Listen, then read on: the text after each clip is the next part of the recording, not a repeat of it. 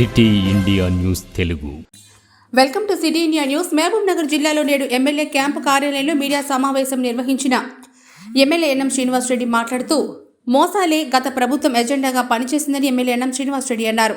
కానీ ప్రజల ప్రభుత్వమైన కాంగ్రెస్ పాలనలో ఈ నూతన సంవత్సరం సందర్భంగా అందరూ సుఖ సంతోషాలతో ఐకమత్యంతో కలిసిమెలిసి జీవించాలని ఆయన ఆకాంక్షించారు. రాబోయే రోజుల్లో ప్రజలకు ఏ విధంగా మేలు జరుగుతుందో అలాగే పథకాలకు మెరుగైన రీతిలో అందించి ప్రజలకు సంక్షేమ ఫలాలను అందించేందుకు పనిచేస్తూ ముందుకు సాగుతామని అన్నారు. బాసరా ట్రిపుల్ తరహాలోనే మహబూబ్ నగర్ నియోజకవర్గంలో ట్రిపుల్ విద్యా కేంద్రం కూడా ఏర్పాటు కోసం ముఖ్యమంత్రి గారి దృష్టికి తీసుకెళ్లడం జరిగిందని, దానికి సంబంధించి ప్రభుత్వ భూములు గుర్తించి వివరాలు ఇవ్వాలని అధికారులకు సూచించారు. అలాగే ప్రభుత్వ ఇంజనీరింగ్ కళాశాల ఏర్పాటు, ప్రభుత్వ మహిళా డిగ్రీ కళాశాల ఏర్పాటు చేయడానికి అన్ని రకాల కృషి చేస్తారని చెప్పారు. ప్రజలకు వినయపూర్వకంగా ఒక విజ్ఞప్తి చేయడం జరిగింది. బోకేలు శాల్వాలు ఉపయోగపడవు. అదే నోటు పుస్తకాలు, పిల్లలు చదువుకునే పుస్తకాలు ఇస్తే పేద పిల్లలకు ఉపయోగపడుతుంది, వాళ్ళందరికీ ఇవ్వచ్చు అని చెప్తే చాలామంది నన్ను కలవడానికి వచ్చిన వాళ్ళు పుస్తకాలు ఇవ్వడం ప్రారంభించారు. కొన్ని వేల పుస్తకాలు ఈరోజు పట్టణ ప్రజలు నన్ను కలవడానికి వచ్చి ఇచ్చారు. అలాగే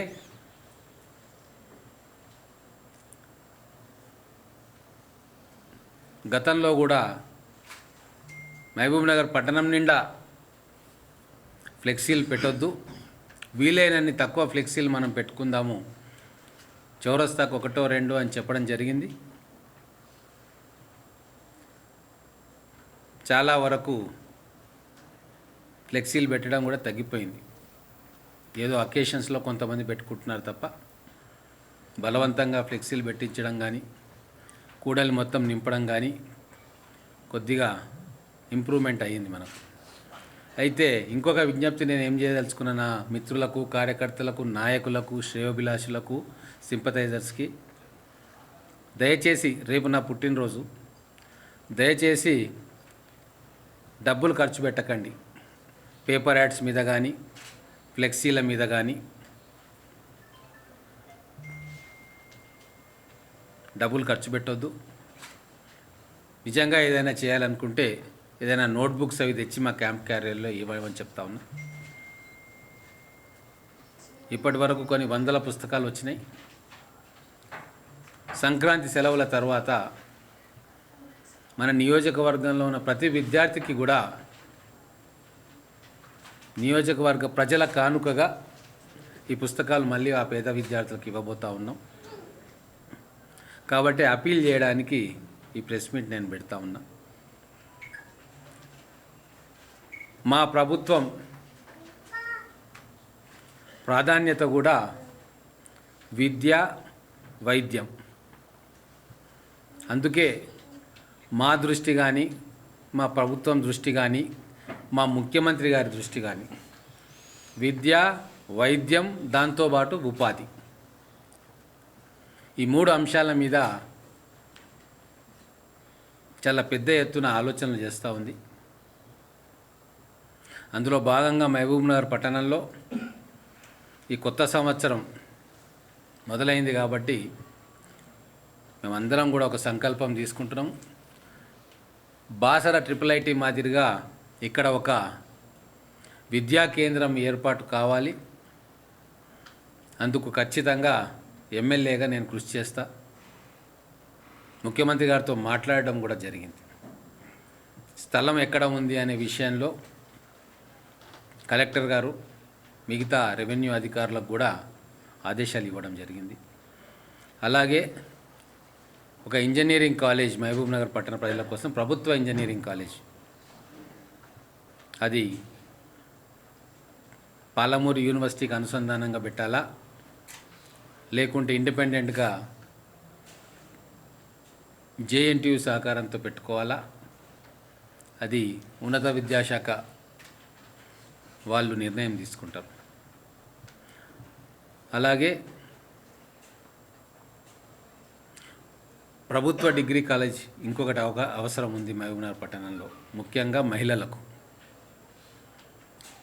అది కూడా ఖచ్చితంగా ఈ సంవత్సరం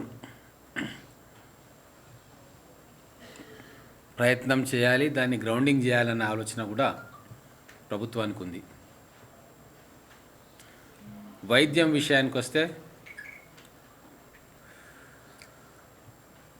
మన ఉన్న జనరల్ హాస్పిటల్ని స్థాయి పెంచి సూపర్ స్పెషాలిటీ హాస్పిటల్గా తీర్చిదిద్దాలి అని చెప్పి మొన్ననే వైద్య ఆరోగ్య శాఖ మంత్రితో దామోదర్ రాయనరసింహ గారితో కూడా డిస్కషన్ చేయడం జరిగింది. ఇప్పుడు బస్ స్టాండ్ దగ్గర నిర్మాణం అవుతున్న ఆసుపత్రిని అది హైదరాబాద్లో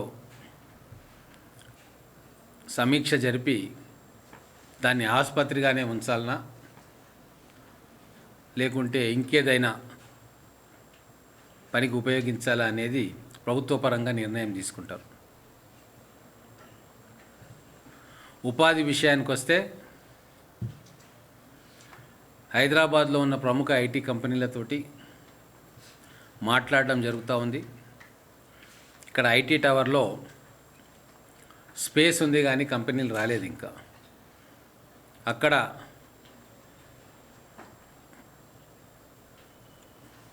పేరు ప్రఖ్యాతులు పొందిన ఐటీ కంపెనీస్కి స్పేస్ ఇచ్చి అక్కడ మహబూబ్ నగర్ పిల్లలకు ఇక్కడనే ఉపాధి కల్పించే విషయం మీద చర్చలు జరుగుతూ ఉన్నాయి. ఈ సంవత్సరం ఖచ్చితంగా కొన్ని కంపెనీలు మహబూబ్ నగర్ పిల్లలకు ఉపాధి ఇక్కడనే మహబూబ్ నగర్ పట్టణంలోనే కల్పించే ఏర్పాట్లు కూడా చేసుకుంటూ ఉన్నాయి. సో వీటితో పాటు కొత్త సంవత్సరం పాత్రికేయ మిత్రులందరినీ కూడా పిలిచి కలవడానికి ఈ మీడియా సమావేశం ఏర్పాటు చేసుకుంటున్నాం. రాబోయే రోజుల్లో అనేక అభివృద్ధి పథకాలు ప్రభుత్వం ద్వారా మనకు మహబూబ్నగర్లో గ్రౌండింగ్ అవబోతూ ఉన్నాయి. వాటన్నిటి వివరాలు కూడా భవిష్యత్తులో మీతో పంచుకుంటాం. ఈరోజు ప్రజాపాలన అనూహ్య స్పందన వస్తూ ఉంది ప్రజల నుంచి. ఒక వినూత్న కార్యక్రమం ప్రజల దగ్గరికే పోయి వాళ్ళ అవసరాలు ఏంది అని చెప్పి ప్రభుత్వం తెలుసుకునే కార్యక్రమం జరుగుతూ ఉంది. ఎంతో పారదర్శకంగా దళారీ వ్యవస్థను రూపుమాపేందుకు మొత్తం కుటుంబాల వివరాలు, వాళ్ళకు కావాల్సిన అవసరాలు ఇవన్నీ కూడా ఫీడ్ చేసి గవర్నమెంట్ దగ్గర డేటా ఉంటుంది.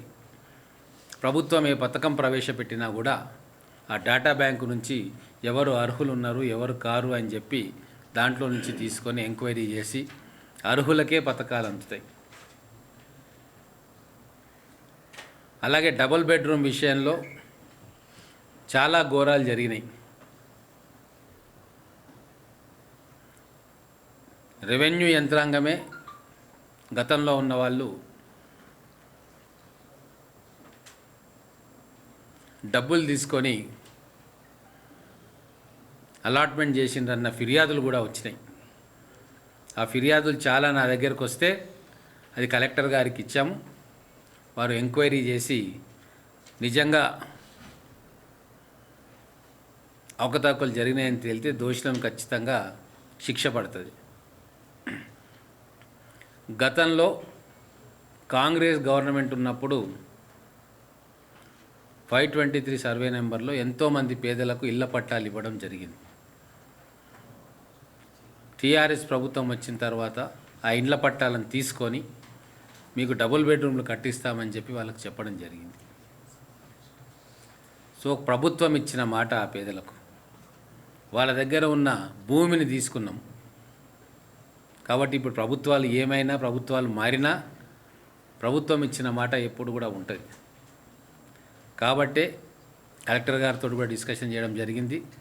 ఆ ఒరిజినల్ పట్టేదారు లిస్టు, ఎవరికైతే పట్టాలు ఒరిజినల్గా వచ్చినాయో వాళ్ళ లిస్టు తయారు చేసి వాళ్లకు మొదలు డబుల్ బెడ్రూమ్లు వాళ్ళకు కేటాయించాలన్నది నిర్ణయం జరిగింది. ఆ కేటాయించిన తర్వాత మిగిలిన డబుల్ బెడ్రూమ్లు ఏమైనా మిగిలితే అది అర్హులకు కేటాయించాలి అని చెప్పి కలెక్టర్ గారితో ఆర్డీఓ గారితో డిస్కషన్ చేసినాం. ఇలా ప్రమేయం ఏమి ఉండదు.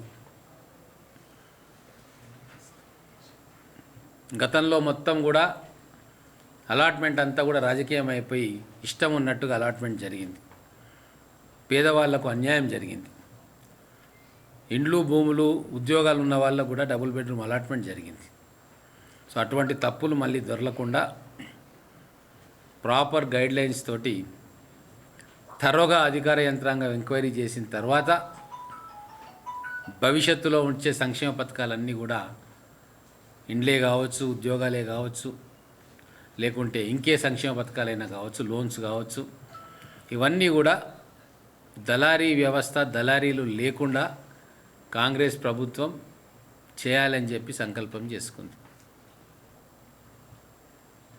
చలో. ఈ ప్రజాపాలనలో వచ్చిన దరఖాస్తులకు సంబంధించిన స్కీములను ఎప్పటిలో సంకలనం చేసి అమలు చేయబోతున్నారు. మొదలు దరఖాస్తుల కంప్యూటీకరణ జరుగుతుంది. డేటాబేస్ మొత్తం ఎంట్రీ జరుగుతుంది.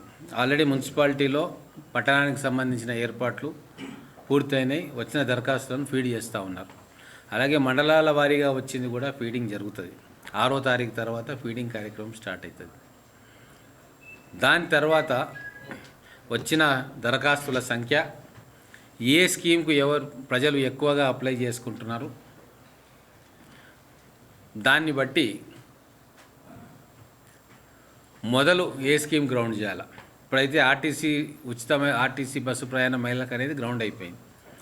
ఇవన్నీ వచ్చిన తర్వాత నెక్స్ట్ ఏది గ్రౌండ్ చేయాలా, ఆ తర్వాత ఏది గ్రౌండ్ చేయాలా అనేది విధానపరమైన నిర్ణయం క్యాబినెట్లో నిర్ణయం జరుగుతుంది. దాని తర్వాత ఇవి గ్రౌండ్ అవుతాయి. కానీ ఫిబ్రవరిలో లోక్సభ ఎన్నికల షెడ్యూల్ రాబోతుంది అనేది వినికిడి.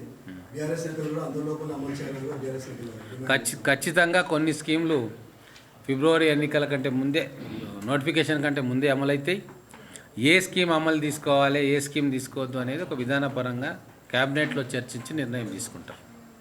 కలెక్టరేట్ తరలింపుకు సంబంధించి కూడా మా దృష్టికి ఫిర్యాదు వస్తున్నాయని మీరు గతంలో కామెంట్ చేశారు. దానికి సంబంధించి గవర్నమెంట్కి ఏమన్నా రిఫర్ చేశారు? నేను చెప్పినాం, రెవెన్యూ మంత్రి గారితో మాట్లాడడం జరిగింది, కలెక్టర్ గారితో మాట్లాడడం జరిగింది, హైదరాబాద్లో అధికారులతో మాట్లాడడం జరిగింది.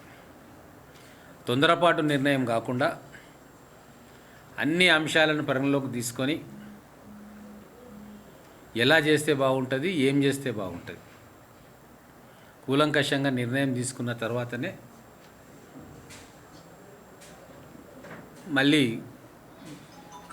నిర్ణయం తీసుకోవడం, కూలంకషంగా చర్చ చేసిన తర్వాత నిర్ణయం తీసుకోవడం జరుగుతుంది.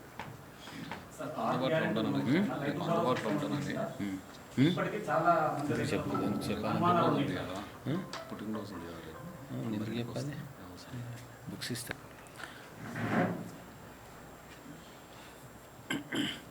ఒక ఎకరం లోపల ఉన్న వాళ్ళందరికీ కూడా డబ్బులు ఇచ్చినాం ఆల్రెడీ.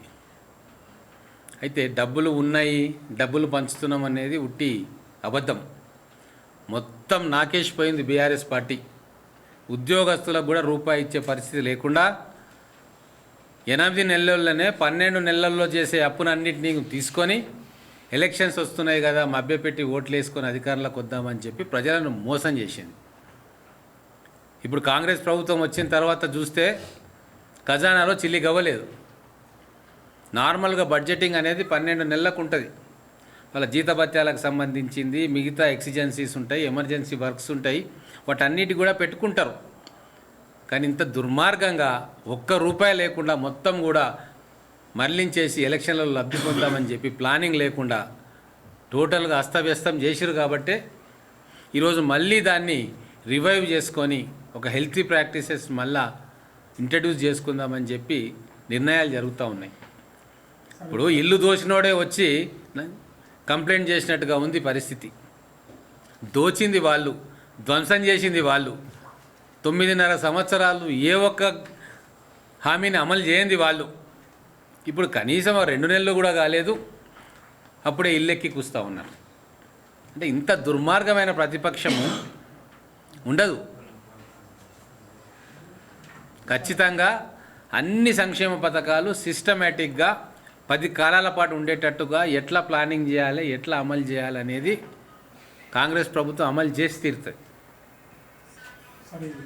ప్రజాపాలనలో మొదటి 1, 2, 3 రోజుల్లో ప్రతి ఒక్కరు అప్పుడు అప్లై చేసుకున్నారు, రైతు బంధు కానీ పెన్షన్స్ కానీ వీటి కోసం అప్లై చేసుకున్నారు.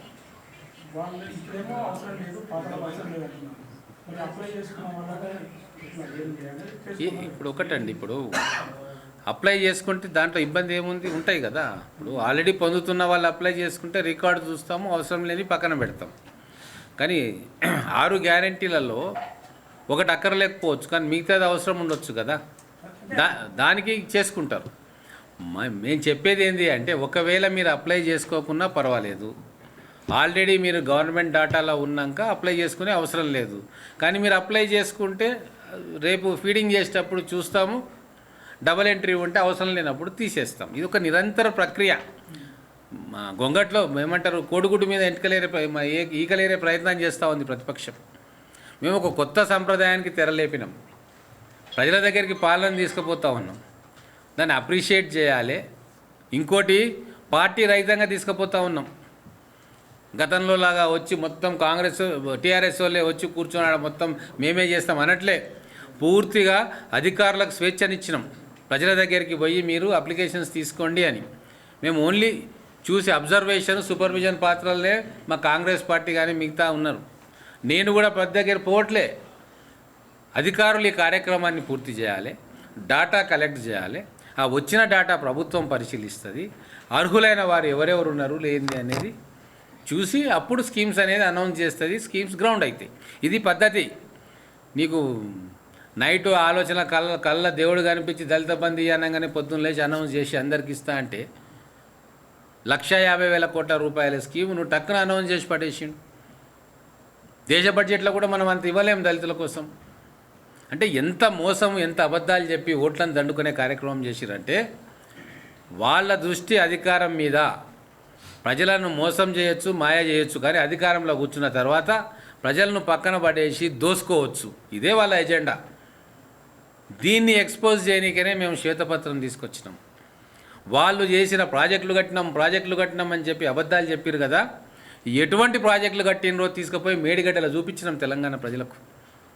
ఎంత దుర్మార్గమైన ప్రాజెక్టును దొంగ ఇంజనీర్లతోటి కలిసి దొంగ డిజైన్లు చేసి 1,30,000 కోట్ల రూపాయలు తెలంగాణ ధనాన్ని గోదావరి నీళ్ళపాలు చేశారు. ఇంకా వీళ్ళు మాట్లాడుతున్నారు సిగ్గు లేకుండా. హరీష్ రావును, కేటీఆర్ను, కవితను, కేసీఆర్ను, ఈ ఇంజనీర్లను బహిరంగంగా ఉరిదీస్తారు వేరే దేశాల్లో. ఇక్కడ మేము న్యాయ విచారణ కోసం చేస్తుంటే కూడా లొల్లి చేస్తూ ఉన్నారు, ఏమో తప్పు జరిగిపోయిందని. అంటే ఎప్పుడు కూడా దొంగ అని ఎవరు అరుస్తారు మీకు తెలుసు. ఎవడైతే కొట్టేసిండో వాడే ఉరుకులాడి దొంగ వచ్చి గగ్గోలు పెడతాడు. మనం చూస్తాం కదా, ఆర్టీసీ బస్సులల్లో కానీ గుంపు ప్రదేశాలలో ఉంటే 2 వస్తారు తోడు దొంగలు. ఒకడేమో జేబు కొట్టేసి ఉరుకుతాడు, ఇంకోడేమో దొంగ అని చెప్పి డైవర్ట్ చేస్తాడు. ఈడ 4 దొంగలు జమైను తెలంగాణలో. దోచుకున్నదంతా దోచుకొని ఈరోజు దొంగ అనుకుంటూ అరుస్తూ ఉన్నారు.